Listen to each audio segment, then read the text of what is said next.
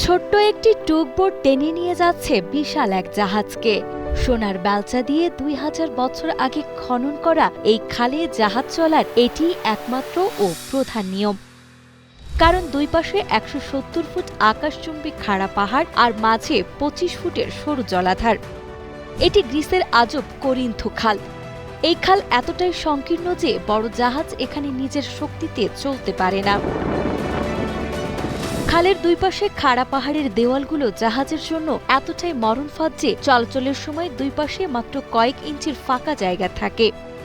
সামান্যতম ভারসাম্য হারানো মানে নিশ্চিত ধ্বংস। আশ্চর্যের বিষয় হলো খালের দুই মাথায় রয়েছে রহস্যময় সেতু, যে সেতুগুলো জাহাজ আসার সংকেত পেলে সরাসরি পানির 25 ফুট নিচে তলিয়ে গিয়ে পথ তৈরি করে দেয়।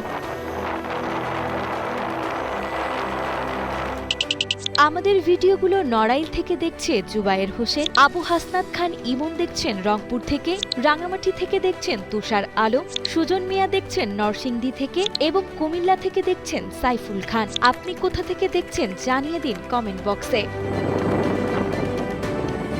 তীব্র বাতাসের সময় এই সরু পথটি একটি ভয়ঙ্কর উইন্ড টানেল হিসেবে কাজ করে, যা বিশালাকার জাহাজগুলোকে পাহাড়ের দেয়ালে আছড়ে ফেলতে চায়।